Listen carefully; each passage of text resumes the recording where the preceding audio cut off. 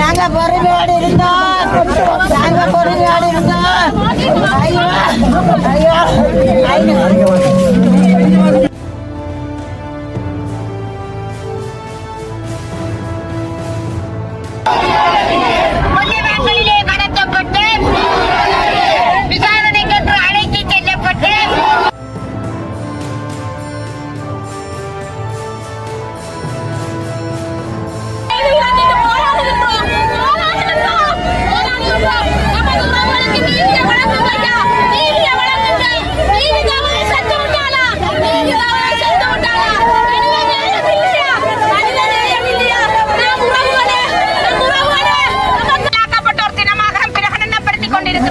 எனவே நாம் வலிந்து காணாமலாக்கப்பட்ட உறவுகளாகிய நாம் வடக்கிலும் கிழக்கிலும் வடக்கு மாகாணத்தில் யாழ் மாவட்டத்திலே வடமாகாணங்கள் 5 சேர்ந்து இன்று இந்த பேரணியை ஒழுங்கு செய்திருக்கின்றோம். அதே போன்று கிழக்கு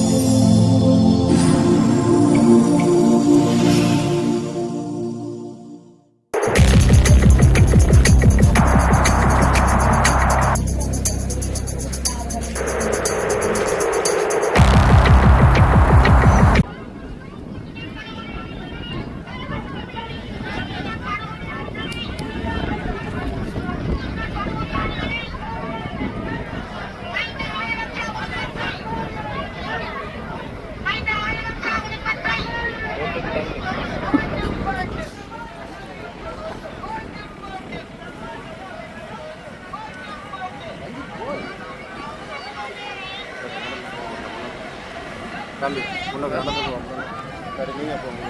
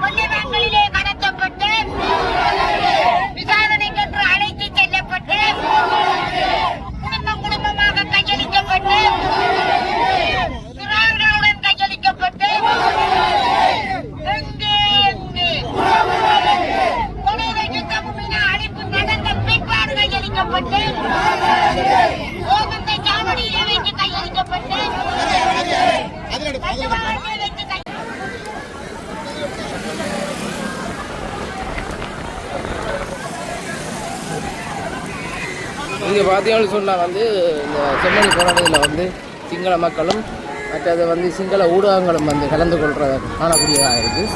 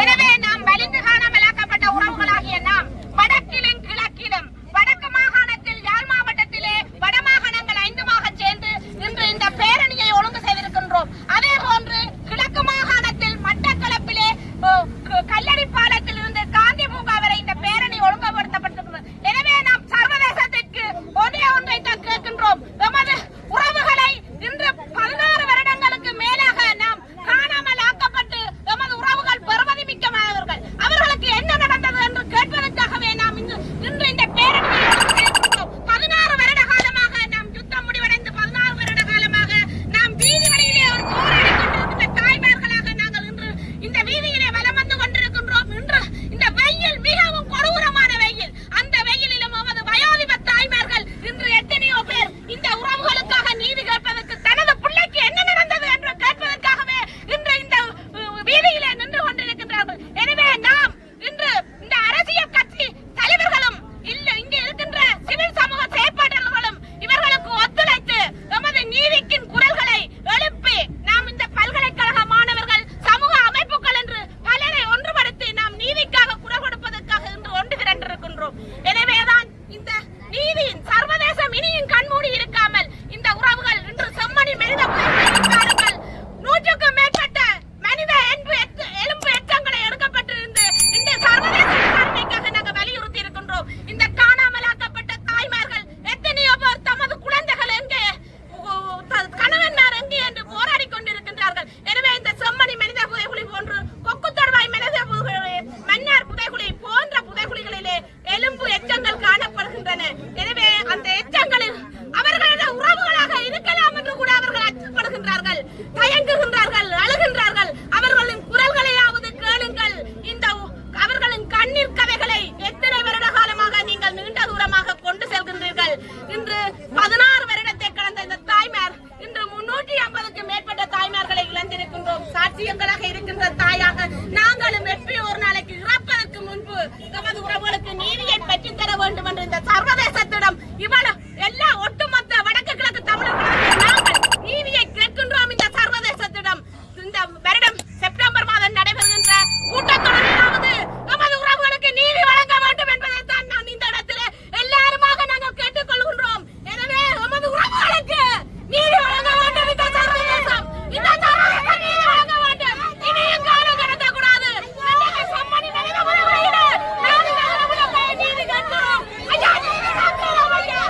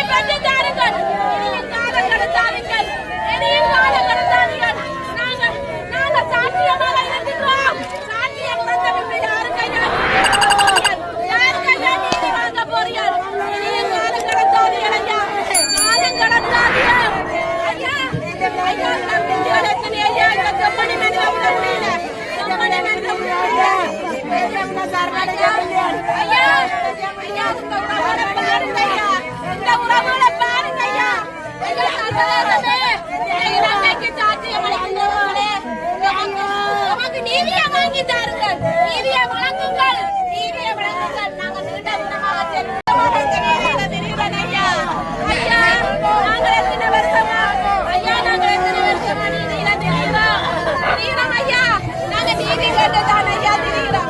ஐயா நாங்க நீதி கேட்டுதான் ஐயா திரிகிறோம். எங்களால் என்ன தாங்க முடியாது. இனிமே தாங்க முடியாது.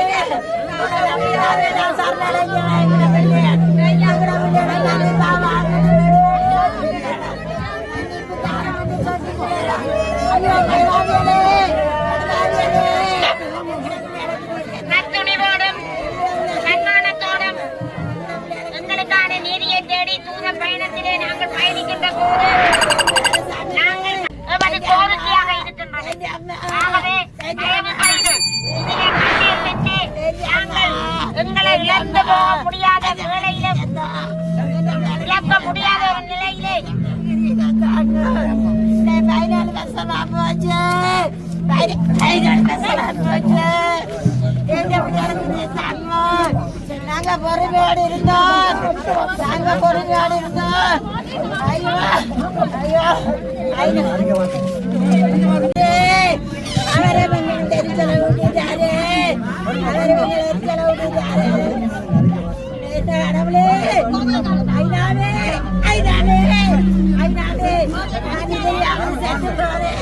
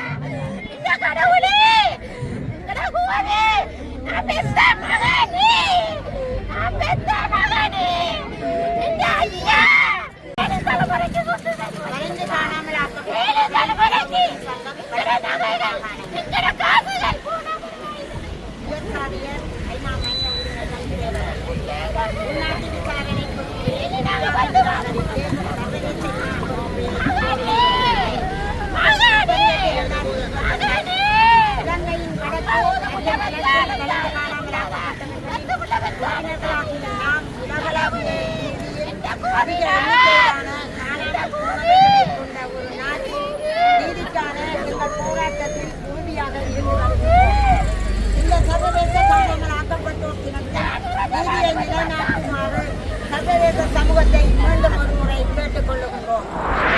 கடிந்து காணாமல் ஆக்கப்படுதல் என்பது உலகளாவிய ரீதியில் ஜனநாயகம், மனித உரிமைகள் மக்களுக்கு எதிரான ஒரு ஆயுதமாக பயன்படுத்தப்பட்டு வருவதாக ஐக்கிய நாடுகள் சபை வலியுறுத்துகிறது. முதலாம் உலகப் போர் மற்றும் இரண்டாம் உலகப் போரின் போது தோன்றிய பலவந்தமாக காணாமல் ஆக்கப்படுதல் இலங்கை போன்ற நாடுகளில் உள்ள சமூகங்களை இன ஒடுக்குமுறையின் கருவியாக மாற்றியுள்ளனர். பலவந்தமாக காணாமல் ஆக்கப்படுவது மிகவும் நயவஞ்சகமான ஆயுதமாகும். இது முழு சமூகத்திற்கும் நீண்டகால துயரத்தையும் உளவியல் சித்திரவதை வதைகளையும் ஏற்படுத்துகின்றது. ஈழத்தை பொறுத்தவரையில் கலைந்து காணாமல் ஆக்கப்படுதல் முள்ளிவாய்க்காலில் ஆரம்பிக்கவில்லை. எமது உரிமை போராட்டம் ஆரம்பிக்கப்பட்ட காலம் தொட்டு இலங்கை அரசாங்கம் அரசானது ஈழத்தமிழர் மக்களுக்கு எதிரான திட்டமிட்ட இன ஒதுக்குமுறையை கல்வியாக நினைத்து பாவித்து வந்துள்ளனர். முள்ளிவாய்க்காலின் உச்சகட்டத்தை அடைந்த இலங்கையின் இனப்படுகொலை போர் இறுதி கட்டத்தில் 1,46,179 பேர் கொல்லப்பட்டும் காணாமல் ஆக்கப்பட்டும் உள்ளனர்.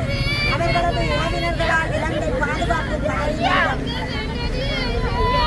27,000க்கும் மேற்பட்டவர்கள்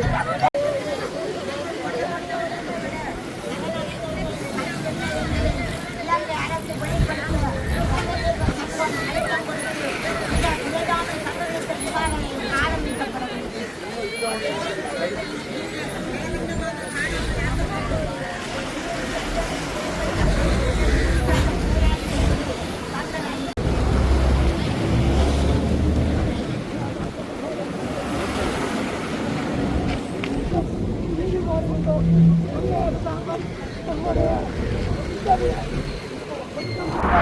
வீடு புகுந்தோ இல்லாவிட்டால் வெள்ளை கொடியுடன் சரணடைந்தோ காணாமலாக்கப்பட்டிருக்கிறார்கள். அந்த உறவுகளுக்கான தேடல்கள் வீதியோரங்கள் புகைப்படங்களுடன் எங்களுடைய உறவுகள் தொடர்ச்சியாக அவர்களை தேடிக்கொண்டே இருக்கின்றார்கள். ஆனால் இதுவரைக்கும் மாறி மாறி வந்த எந்த ஒரு இலங்கை அரசாங்கம் இதற்கான நீதி பொறிமுறையை வழங்குவதாக எங்களுக்கு தெரியவில்லை. எங்களுக்கு இவர்களிடம் நம்பிக்கையும் இல்லை.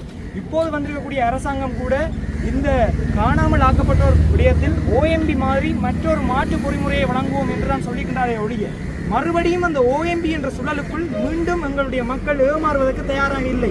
சர்வதேசம் மட்டும்தான் இவர்களுக்கான நீதிக்கான ஒரு விசாரணையை கொடுக்கும் என்று எங்களுடைய மக்கள் நம்புகின்றார்கள். இந்த அரசாங்கம் பயங்கரவாத தடை சட்டத்தை நீக்குவதாக சொல்லியது இன்று வரை நீக்கவில்லை மற்றும் அரசியல் கைதிகளை விடுதலை செய்வோம் என்று சொல்லியது இதுவரை செய்யவில்லை. ஆகவே இப்போது இருக்கக்கூடிய இந்த அரசாங்கத்திலும் எங்களுக்கு எந்த விதமான நம்பிக்கையும் இல்லை. ஆகவே பொதுமக்களாக நாங்கள் இணைந்து சர்வதேசத்திடம் வருகின்ற செப்டம்பர் மாதமளவில் வருகின்ற தீர்மானத்தில் உறுதியாக மீண்டும் இந்த இனப்படுகொலை தீர்மானத்திலிருந்து தயவு செய்து எந்த ஒரு அரக்கலும் தயவு செய்து பின்வாங்கக்கூடாது. தொடர்ச்சியாக இந்த இலங்கை அரசாங்கத்தினை குற்றவியல் நீதிமன்றத்துக்கு பாரப்படுத்த வேண்டும் என்று நாங்கள் கோரி இந்த மக்களுடன் தங்களுடைய உறவுகளை தேடித்தான் இந்த போராட்டத்தை முன்னெடுத்திருக்கின்றோம். செம்மணியிலே இன்றைக்கு 166 மனித எலும்புக்கூடுகள் மனித எச்சங்கள் வந்திருப்பதாக சொல்கின்றார்கள். இன்றைக்கு அந்த எலும்பு எச்சங்களிலும் தங்களுடைய உறவுகள் இருக்கலாம் என்று தொடர்ச்சியாக இந்த காணாமல் போனவர்களுடைய உறவினர்கள் போராட்டத்தை முன்னெடுத்து வருகின்றார்கள். ஆகவே அவர்களுடைய அந்த கண்ணீருக்கும் அவர்களுடைய அந்த கேள்விக்கும் பதில் வழங்க வேண்டும் சர்வதேச நீதி விசாரணையின் ஊடாக என்று கூறி பல்கலைக்கழக மாணவர் முக்கியமாக நாங்கள் நன்றி